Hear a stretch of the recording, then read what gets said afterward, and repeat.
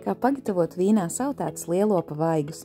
Tev būs nepieciešami lielopa vaigi, svaigi petersīļi, sāls, sīpoli, sarkanvīns, olīveļa, lauru lapas, dažādi pipariņi, kanēļas tandziņa, tomātu pasta, burkāni, cukurs. Kā arī 1 litrs lielopa buļļona. Vaigus sagriez tādos gabaliņos, kādi tev patīk, un apcep uz pannas no abām pusēm.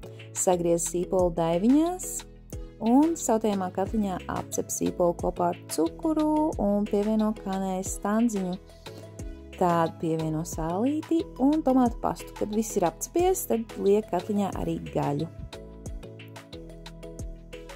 Gaļu pārlej vispirms ar sarkanvīnu un pēc tam ar buļļonu tā, lai tas nosedz visu gaļu. Pievieno lauru lapiņas un piparus.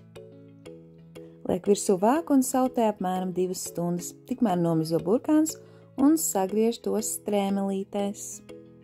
Ielej vīnu arī sev, ik pa laikam pārbaudot, vai katliņā ir pietiekami daudz šķidruma. Kad gaļa jau mīksta, tai pievieno burkānus un vāra līdz tie gatavi. Pasniedz ar kartupeļu biezputru un pārkais ar petersīļiem.